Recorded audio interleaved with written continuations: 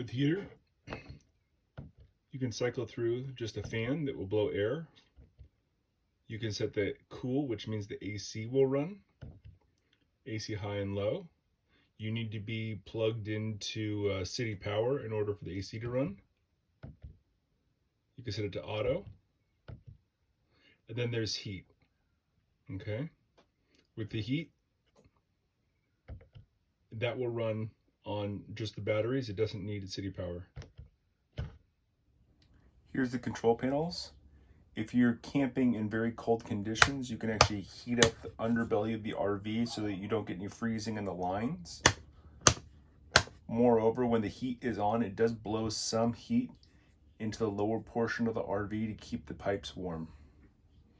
If you want to check how much gray water you have, 1/3 full, black water, which is septic, fresh water, which is a 40-gallon tank, and then we can check the batteries. We're charging the batteries right now with the solar. Okay. Here's your hot water heater. I'm not using that right now, so we'll flip that off. Just finished dishes and getting ready to go off for the day. So we're going to turn off the water too to save battery. Okay, so you want to cook something on the stovetop? Just lift up the glass.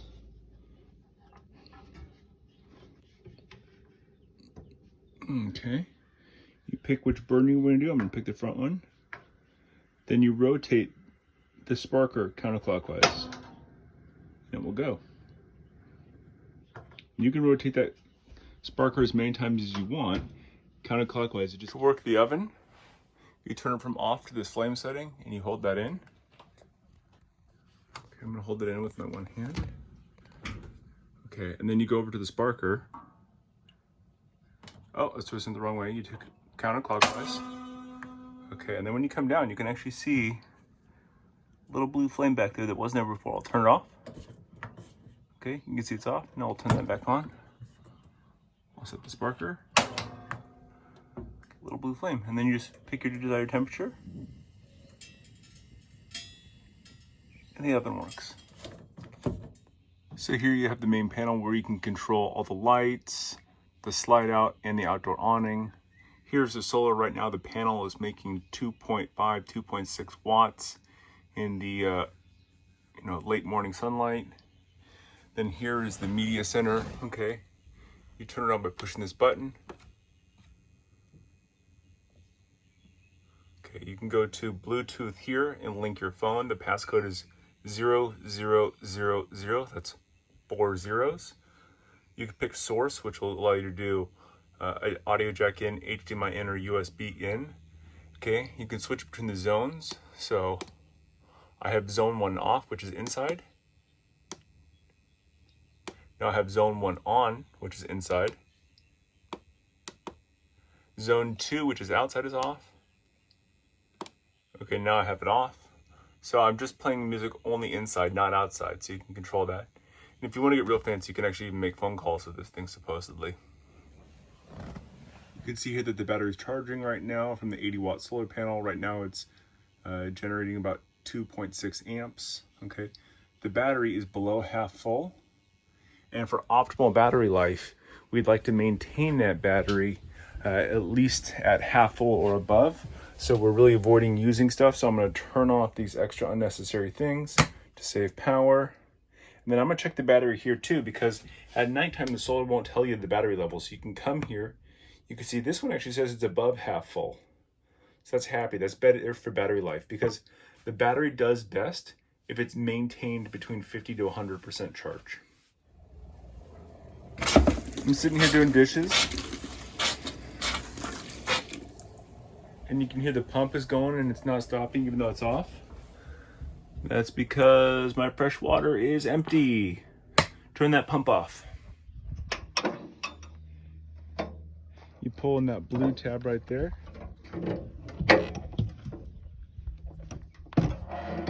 So that it slides all the way in. The door needs to be fully open. We've got the ball on the hitch over the trailer hitch. We lower it down. This is in the back position.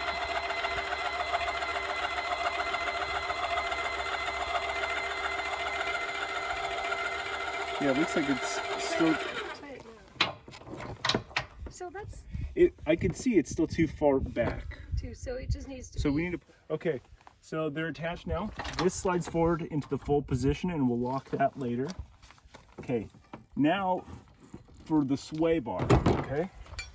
You take the sway bar and you insert it up into the hole underneath and it should lock into position. You can see now that you can't get the sway bar up onto its seated position. So in order to do that, I'm going to lift it back up again actually, until they get closer to each other. And this equalizes the weight between the truck and the trailer so that your headlights aren't pointed up with too much weight in the back.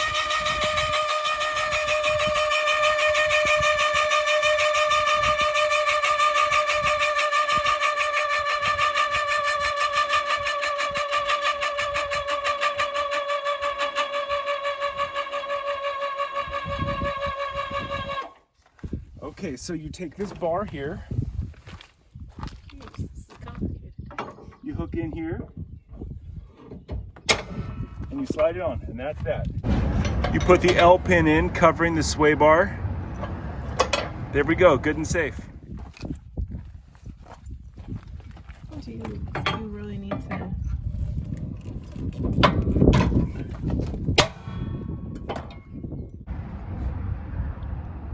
Okay, you put it in, make sure that the pin is covering the sway bar. There you go, good and safe. Then you lift up the hitch, you bring it into the travel position.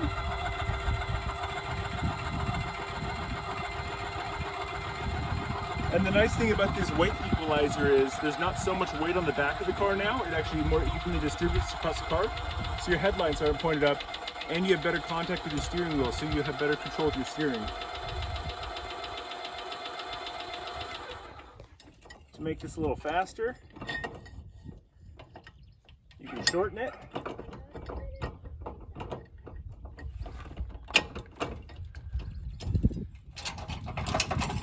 This over here is a place where you can clip in the dog leashes, but it's also carries the clips.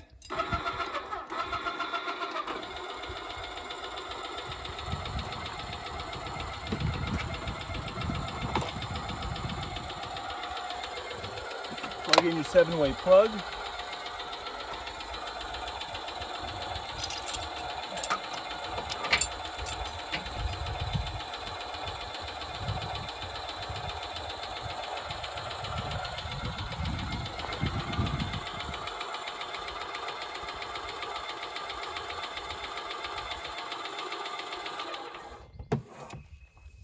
Okay, the 7-way plug, you can see it was actually a little long. It was going to drag on the ground.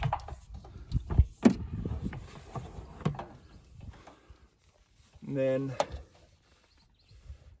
this point part goes up and it slides in. And we're ready to go. I'm going to put a lock on right here for additional safety, but the car's ready to tow.